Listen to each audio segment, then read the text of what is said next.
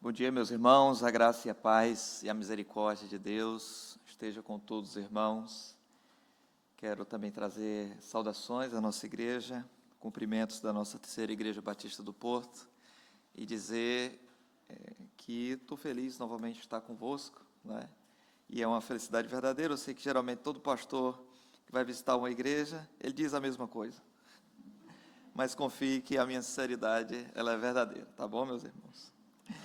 E, amados irmãos, quero vos convidar a abrir a Escritura em Lucas capítulo 2, versículo 11. E sem mais demora, já vamos ler a palavra de Deus que nos diz em Lucas 2, versículo 11.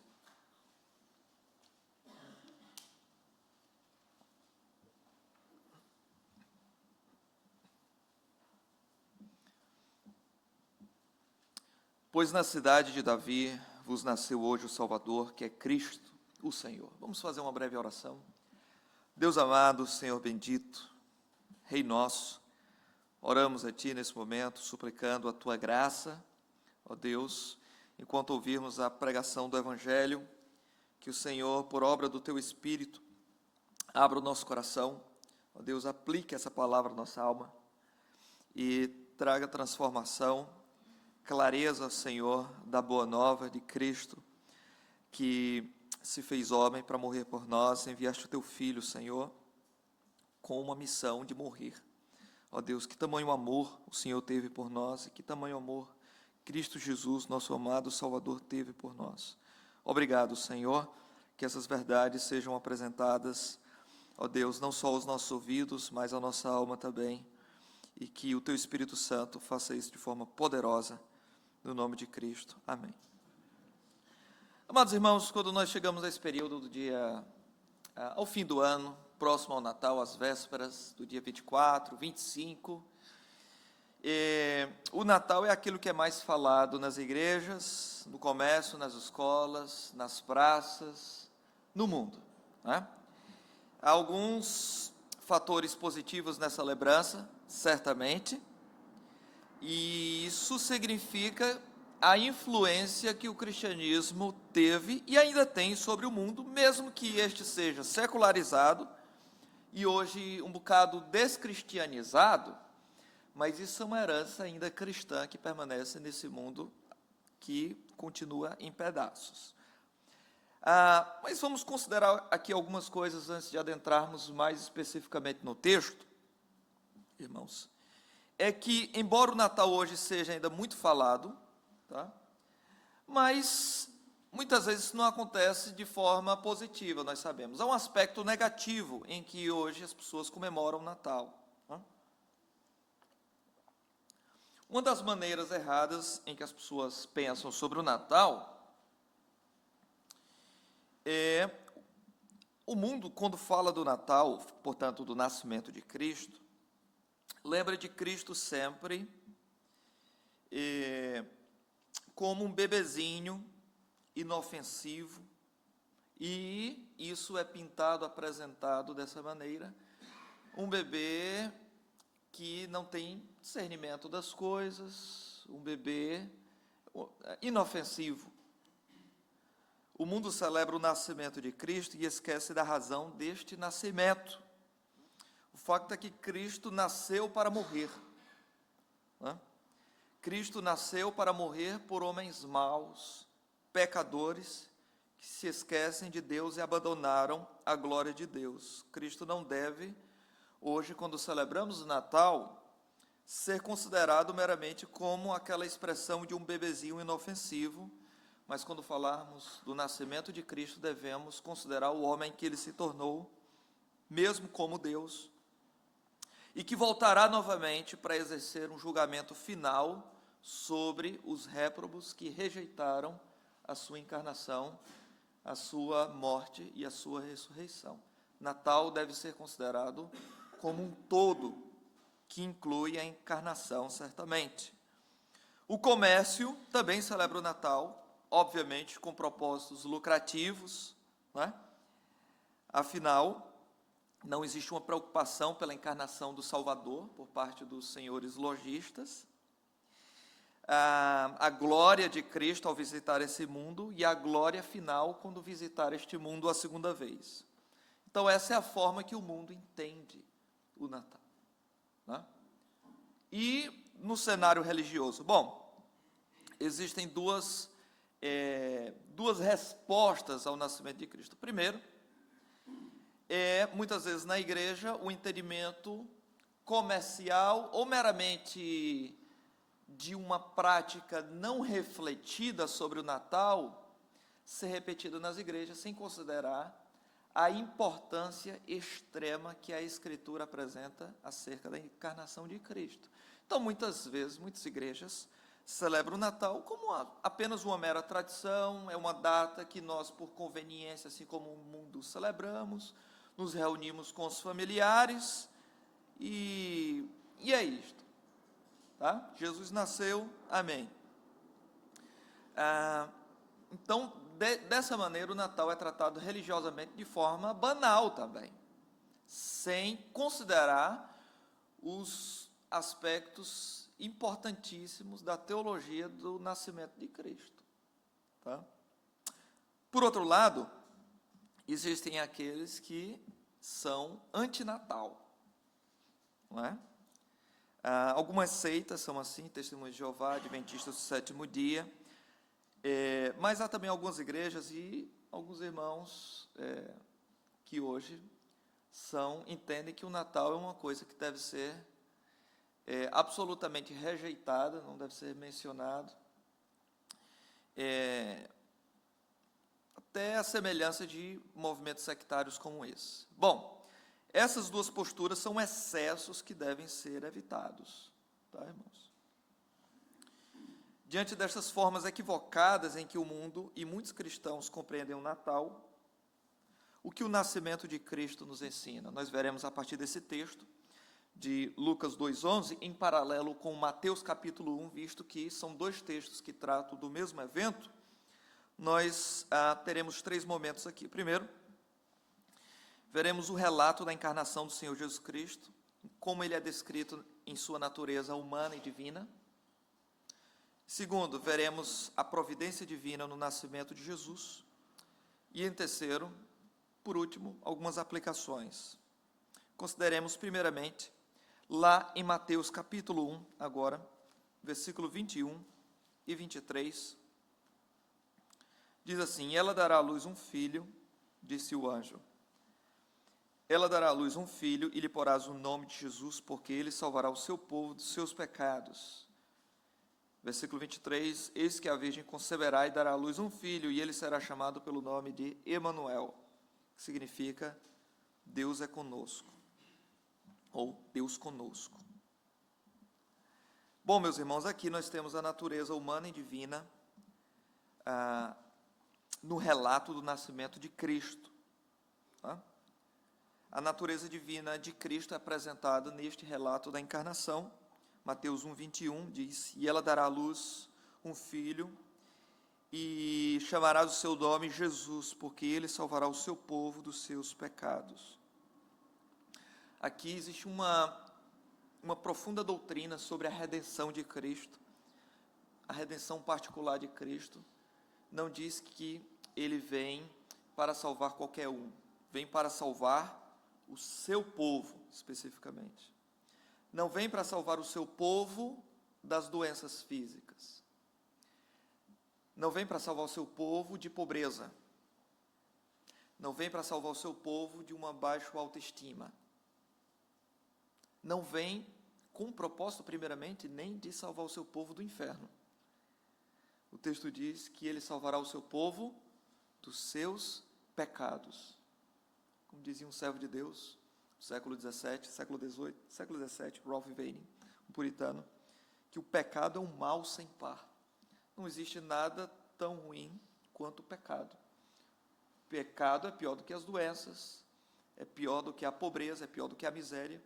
O pecado é pior do que até mesmo o próprio inferno, porque não haveria inferno se não houvesse pecado para ser punido no inferno. E ele dizia, se houvesse 1000 infernos sem um pecado, isso ainda seria preferível do que o pecado, que é um mal sem par. Porque o pecado é do pecado que vem a origem de todos os males que existem. Ele vem para salvar o seu povo dos seus pecados. E aqui também apresenta, nesse versículo 21, Jesus como Deus, não é? Porque Jonas 2,9, Deus é apresentado como Salvador. A salvação pertence ao Senhor. Então, se Jesus está a ser chamado aqui de Senhor, e Jonas 2,9 chama Deus de Senhor, obviamente, só existe um Senhor e Salvador. É o Senhor Jesus Cristo, Deus, homem.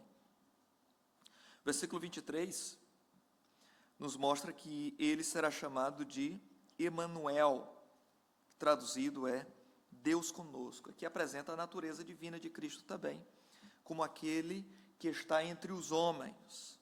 Tá? Então é citado o texto de Isaías 7,14, posteriormente, acerca da virgem que conceberá um filho e dará o nome do filho de Emanuel.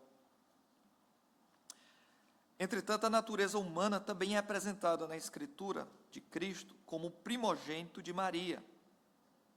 Tá? O versículo 25 de Mateus capítulo 1, mais à frente, diz que José não conheceu a sua mulher até que ela deu à luz a seu filho, o primogênito, e pôs-lhe o nome de Jesus. Então aqui nos apresenta que Jesus era e é Deus, mas também era e é homem. Jesus possuía todas as propriedades de sua mãe, exceto o pecado. Ele era e é plenamente homem. Ele tinha as propriedades genéticas de Maria, a cor dos olhos de Maria, a cor do cabelo era de Maria, a cor da pele era de Maria, com uma alma humana também. Versículo 25 do capítulo 1 diz que José não conheceu, aqui é uma linguagem, um tipo de hebraísmo, um tipo de forma que os judeus falavam de proximidade, até relação íntima era conhecer. Por exemplo, Caim saiu da presença de Deus e foi habitar na terra de Nod e lá conheceu a sua mulher, ou seja, como diz uma tradução mais atualizada, ele coabitou com a sua mulher. Até que, no texto aqui, fala que Jesus é chamado de primogênito, pressupondo que há um segundo, terceiro, não é? E que ele não teve relação com Maria até que Jesus nascesse, pressupondo que depois disso essa situação muda. Portanto, sim, Maria teve outros filhos além de Jesus. Não faz sentido a expressão primogênito ser usada se não há outros. E o até que Jesus nascesse não faria sentido se depois daquela situação ele também não conhecesse Maria posteriormente, não é? Então Maria, o dogma de que Maria foi assunta aos céus virgem, isso não é apresentado em nenhum momento da Escritura, muito pelo contrário. São a crença católica que não tem nenhum fundamento na Escritura Sagrada. Tá? Em Lucas, no capítulo 3, lemos o capítulo 2 no início. Agora no capítulo 3, versículo 23,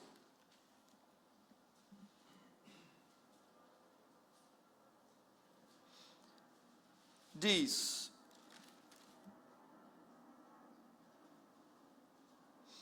e o mesmo Jesus começava a ser de quase 30 anos, sendo, como se cuidava, filho de José e José de Eli. No versículo 38,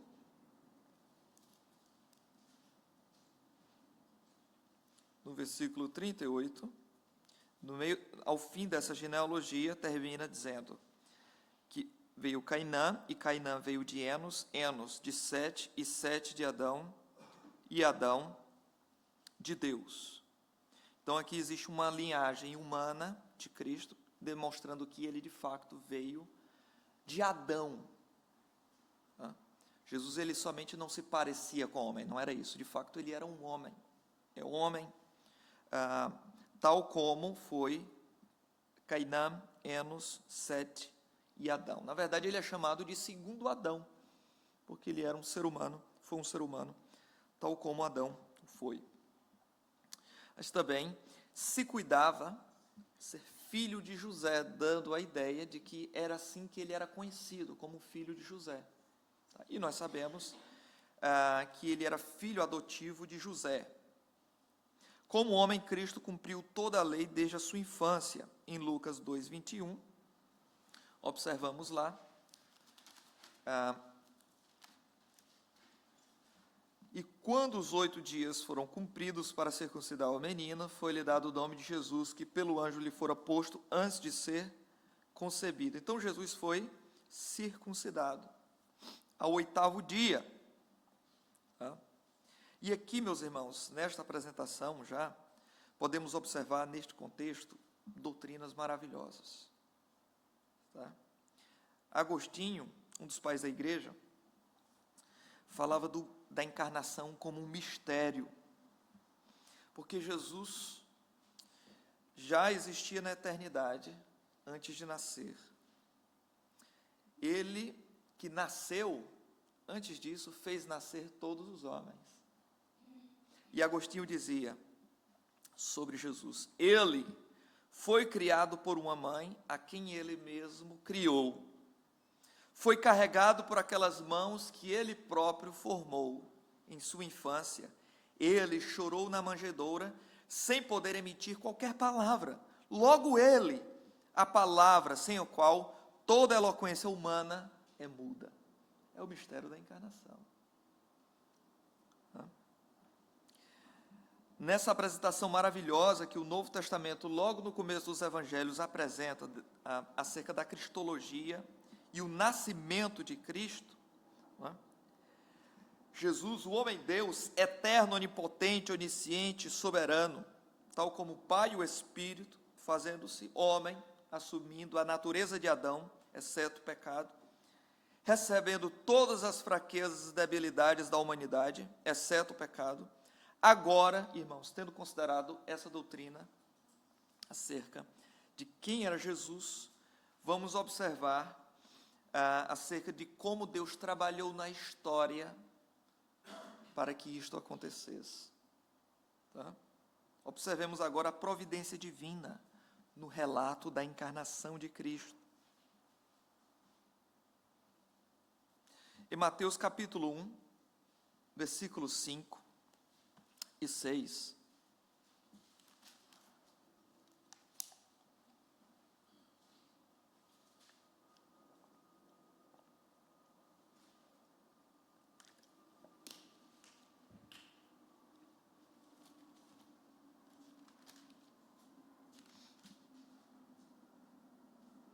Verdade, Lucas capítulo 1, versículos 5 e 6. Existiu no tempo de Herodes, rei da Judéia, um sacerdote chamado Zacarias, da ordem de Abias, e cuja mulher era das filhas de Arão, o nome dela era Isabel, e eram ambos justos perante Deus, vivendo irrepreensivelmente em todos os mandamentos e preceitos do Senhor. Agora, logo no começo,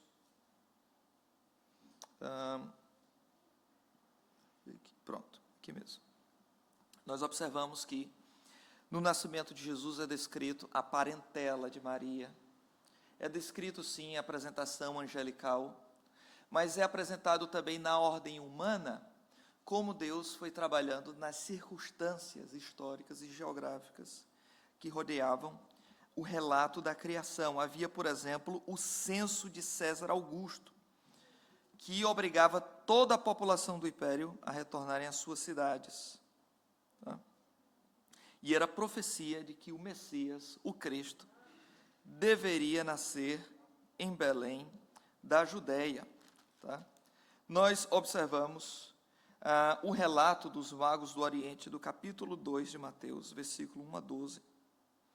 Lá em Lucas, no capítulo 2, versículo 8 a 20, é apresentado ali os pastores de animais como testemunhas da encarnação, e a presença angelical, no capítulo 2 ainda, a partir do versículo 13 em diante. Isso é atestado também pelas epístolas do Novo Testamento, como Hebreus capítulo 1, versículo 6, Jesus como superior aos anjos. Tá? Ou seja, a providência de Deus na história, nos dias do censo de César Augusto, os pais aparecem em Belém para poder se inscrever neste censo. E então é lá que Jesus nasce. E a providência divina na recepção de Cristo, presenciado pelos magos do Oriente, por pastores de animais, testemunhada por anjos, também ali. Agora, quando nós chegamos ao relato de Lucas, meus irmãos, no relato de Lucas, nós temos ali a apresentação destes reis magos, né? Desculpa, de Mateus.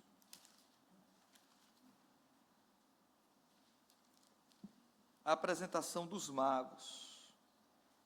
O texto nos diz, no versículo 1, que eles vieram do Oriente a Jerusalém.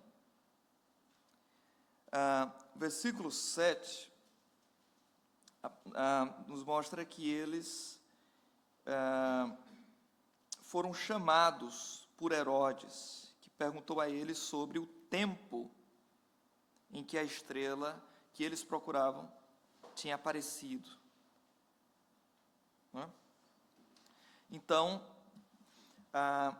no versículo 2, observamos que esses magos perguntam onde está aquele que é nascido rei dos judeus. Então, essa estrela é mencionada no versículo 2.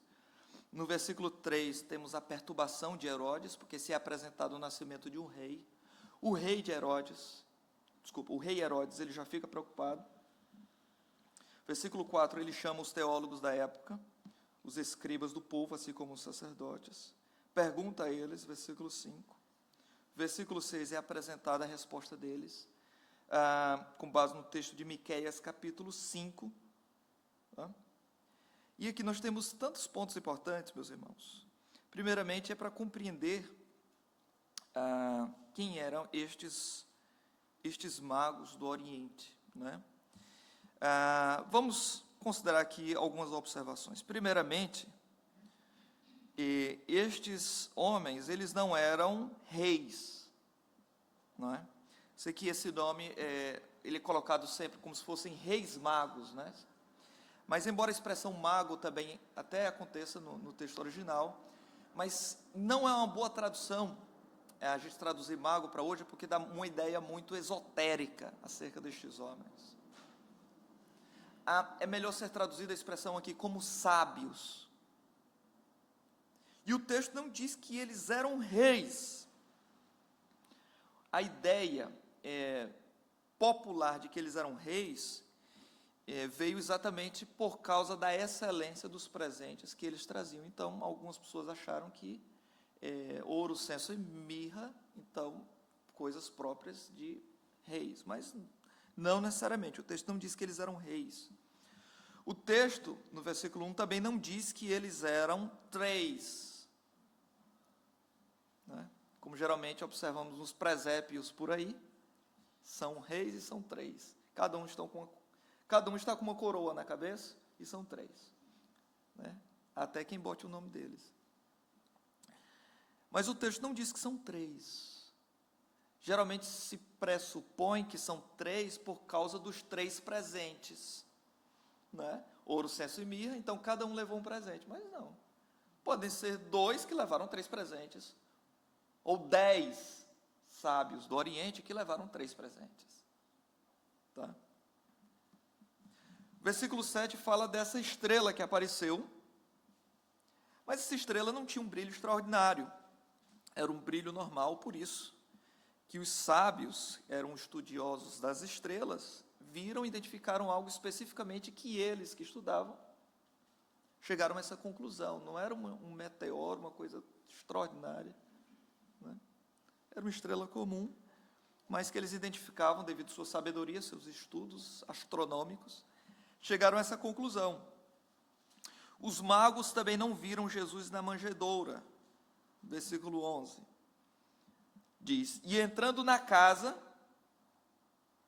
acharam um menino com Maria, sua mãe. A maioria das cenas que vemos por aí, estão lá os magos junto à manjedoura, no lado de fora, ao relento. O texto fala que eles entraram na casa. Pronto, o pastor acabou com toda a minha fé do presépio. Não eram 3, não eram reis, a estrela não brilhava intensamente como um grande meteoro, e eles não estavam relento lá fora. Essa imagem popular, meus irmãos, ela, muitas vezes, nós devemos considerar, à luz da Escritura, como aconteceu isso, né? E não à luz da forma comum que se vê por aí. Nossa fonte de informação sobre Jesus é a Bíblia, não as figuras populares de Jesus, as tradições religiosas dos nossos dias ou aquilo que popularmente as pessoas pensam sobre Jesus. Tá? O fato é que o texto apresenta, em Mateus capítulo 2, a rejeição de Cristo pelos religiosos dos seus dias. Tá? Herodes foi consultado por estes sábios do Oriente. E depois, Herodes conversou com esses sábios do Oriente e depois procurou consultar os sacerdotes e os escribas, que conheciam muito bem os textos do Antigo Testamento, para perguntar sobre essa estrela e sobre o nascimento do rei. Tá? Tudo isso aponta para uma curiosidade, mas não de apego, interesse. Pelo contrário, Herodes queria saber, era para matar, assim que o rei nascesse. Né? Uma rejeição por parte das autoridades civis, desde o nascimento de Cristo até o dia da cruz. Ainda assim, Cristo é rejeitado hoje na vida de todos aqueles que desprezam a cruz, mas querem abraçar o nascimento.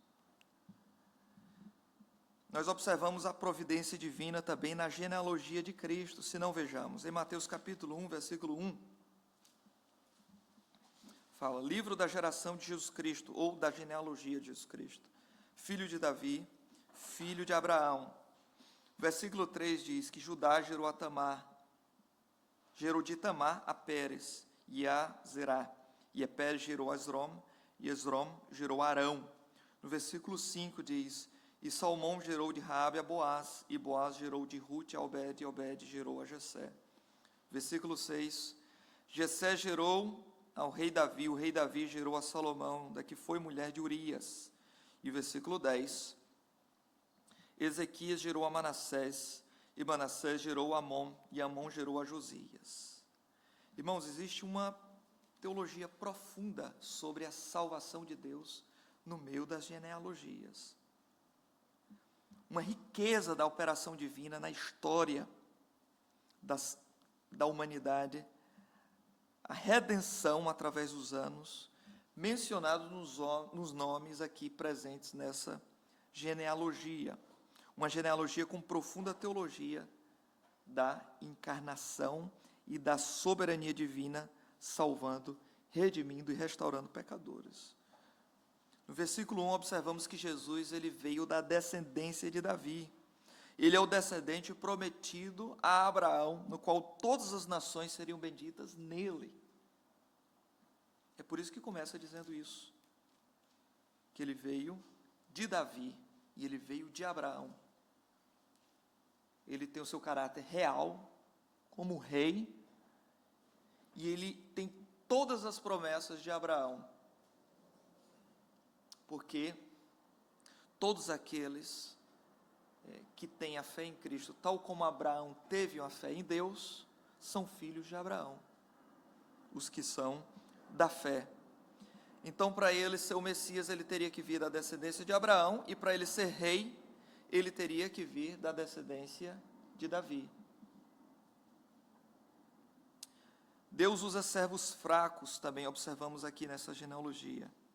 Perdoa estes servos fracos por seus pecados, mas observamos também nesta genealogia que Deus sempre deixa uma lembrança dos resultados desastrosos das escolhas pecaminosas de crentes verdadeiros, mas fracos, como Davi. Versículo 1, Davi é apresentado ali ao lado de Abraão, até numa posição elevada. Mas no versículo 6, Davi é mencionado novamente como aquele que foi pai do rei Salomão, e a seguir diz, da que foi mulher de Urias. Salomão, filho de Batseba, mas foi a mesma que um dia já foi esposa de Urias, assassinado por Davi. A Bíblia, meus irmãos, é o livro mais honesto do mundo, porque ela apresenta as glórias dos grandes homens e ela apresenta também seus defeitos, seus fracassos, suas falhas. Deus usa servos fracos, perdoa seus pecados, mas deixa-nos uma lembrança de que nós ainda, por causa dos nossos pecados, devemos sempre ter cuidado, sempre ter um alerta. Tá? Nós não somos, segundo o coração de Deus, como Davi. Nós não somos fortes como Sansão, nem tão sábios como Salomão, mas podemos cair como qualquer um deles. Qualquer um que caiu, nós também podemos cair.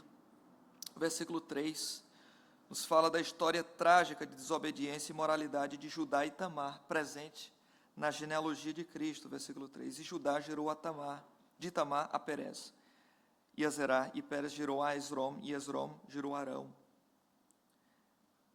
Quem leu esse texto no livro de Gênesis sabe da história trágica que foi a história de Judá e Tamar. Isso está presente na genealogia de Jesus.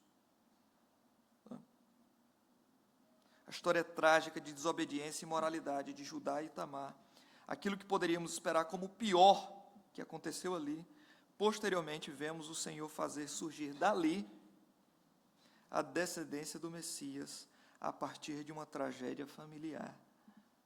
Por sua misericórdia, Deus traz esperança e solução no meio dos nossos problemas, e resultados surpreendentes, apesar do nosso pecado e desobediência. Foi isso que Deus fez no meio do problema de Judá e Tamar. No versículo 5, observamos que Jessé gerou ao rei Davi, o rei Davi gerou a Salomão, da que foi mulher de Urias. Versículo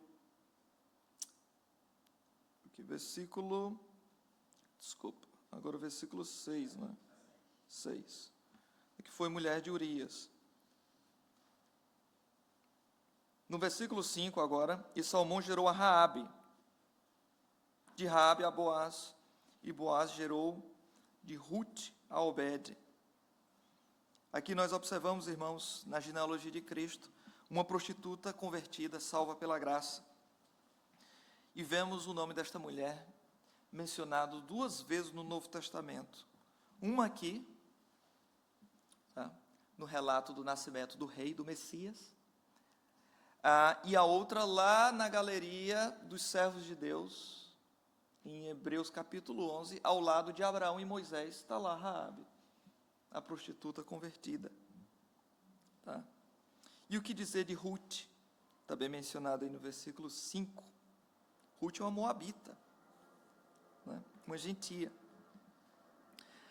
Deus poupou essa mulher de morrer de fome, para que ela não morresse de fome, porque Deus tinha um plano salvador, não só para ela, mas para o mundo inteiro dos gentios, que incluía aquela moabita, que se tornaria a avó do rei Davi, um ancestral de Cristo. Caminhando para o fim, meus irmãos. Nós temos aqui, irmãos, muitas aplicações, mas apenas algumas aqui ao final. Temos aqui uma advertência, especialmente para os filhos dos crentes e para os pais. O versículo 10 dessa genealogia fala que Ezequias gerou a Manassés, e Manassés gerou a Amon, e Amon gerou a Josias. No versículo 8 fala que Asa gerou a Josafá, Josafá gerou a Jorão, e Jorão gerou a Uzias. E no versículo 7, Salomão gerou a Roboão, e Roboão gerou a Abias, e Abias gerou a Asa. O que esses três nomes, Manassés, Jorão e Roboão, têm em comum? Todos eram filhos de pais crentes, mas eram homens perversos. Para os filhos dos crentes, consideremos algumas coisas aqui. Primeiro, não pensemos que porque temos uma filiação genética com um pai ou uma mãe que é crente, que o Espírito Santo vai ser repassado para a sua alma simplesmente por nascimento. Tá? A piedade não é comunicada por genética. Tá? Não pense que porque você tem um parentesco com um crente no lar, um tio, a mãe, o pai, que a piedade, o amor por Deus desse familiar será transmitida a você. É uma grande responsabilidade dos filhos crer em Deus, arrepender-se e buscar salvação em Cristo. É uma grande responsabilidade dos pais também não negligenciar a piedade dos filhos. O cristianismo que temos deve ser professado, afirmado, ensinado e praticado dentro do lar, em casa.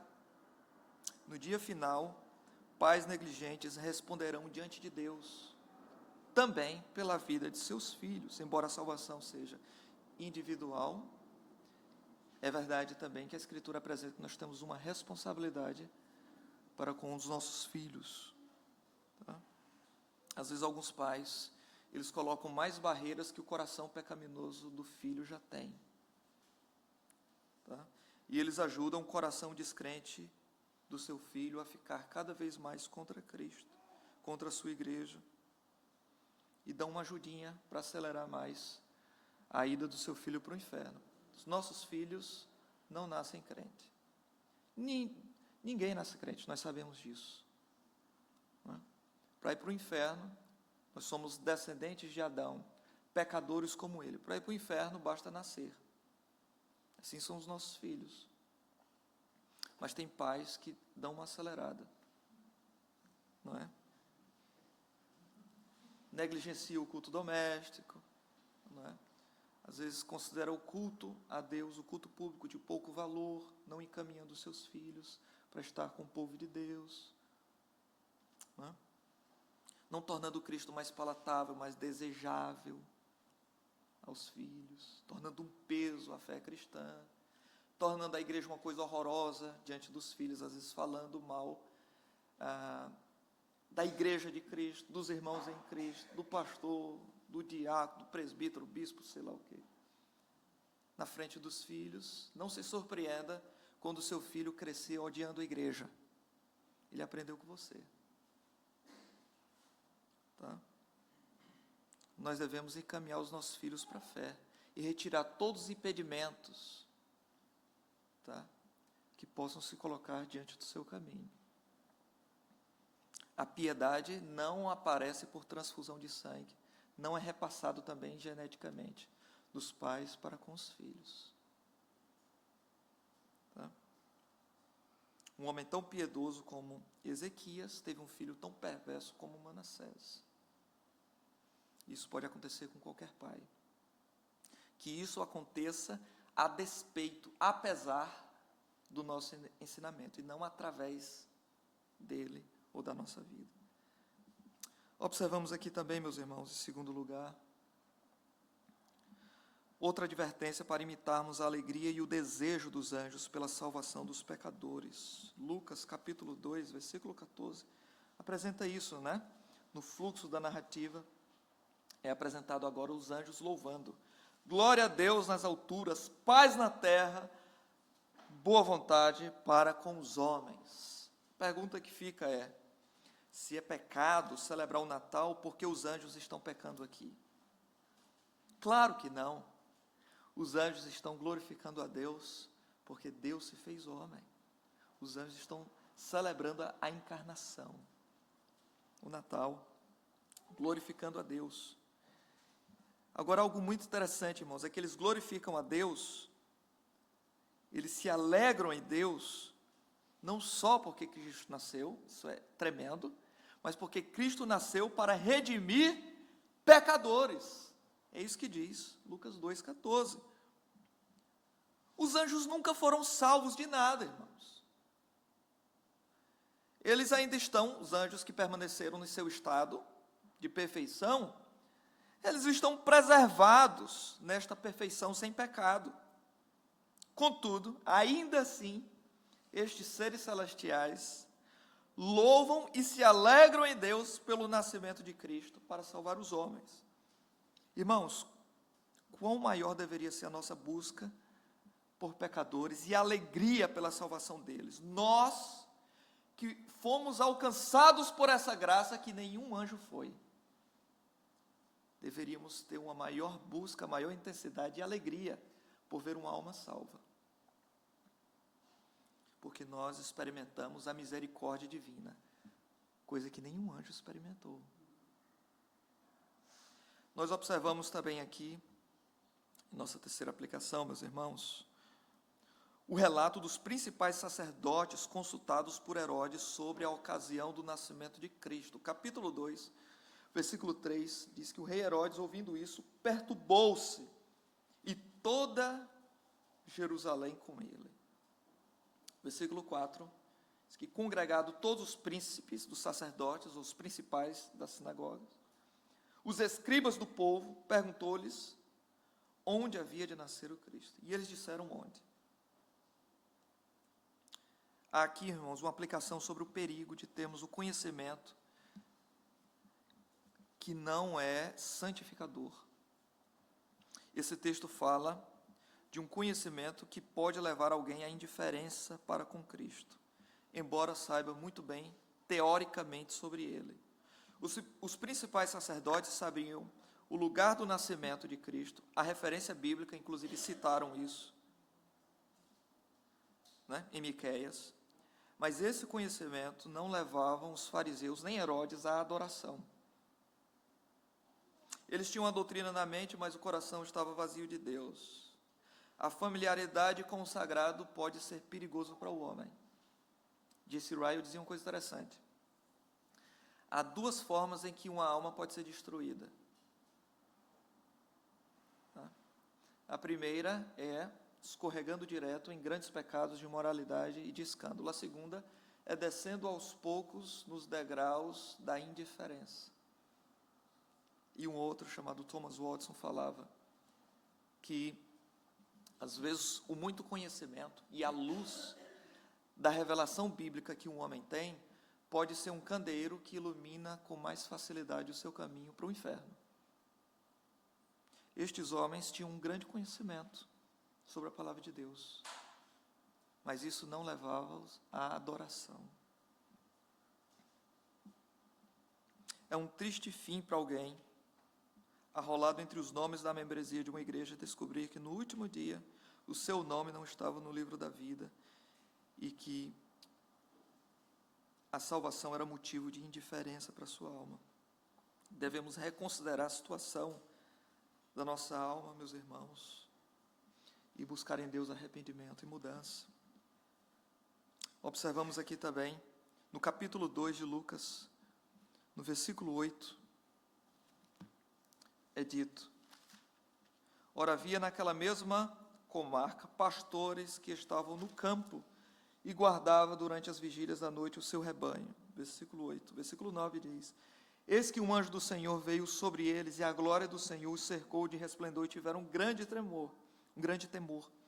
E o versículo 15 diz: e aconteceu que, ausentando-se dele os anjos para o céu, disseram os pastores uns aos outros: vamos, pois, até Belém, e vejamos isso que aconteceu, que o Senhor nos fez saber. Versículo 20: E voltaram os pastores glorificando e louvando a Deus por tudo que tinham ouvido e visto como lhes havia sido dito. Aqui nós aprendemos a imitar a prontidão dos pastores de animais em obedecer à palavra de Deus que tinha sido anunciada pelos anjos acerca de Cristo que estava a nascer. Pastores de animais naquela época, irmãos, eram homens simples e também sem credibilidade de testemunho. Porém, foram exatamente estas pessoas que Deus decidiu abençoar. Foram os primeiros a ver o Salvador na manjedoura. Isso apresenta algo importante, irmãos, que diferente daqueles principais sacerdotes e escribas, o texto nos mostra aqui que Deus não se preocupa muito com a erudição daquele povo que era apresentado. Deus não se preocupava muito. Isso não impressionava Deus, a inteligência daqueles homens ali. Deus quer pessoas prontas para usá-los em seu serviço, por mais que sejam simples. Deus quer um coração que tema só a Ele, como diz Salmo 86, versículo 11, dispõe o meu coração, Senhor, para temer só ao Teu nome.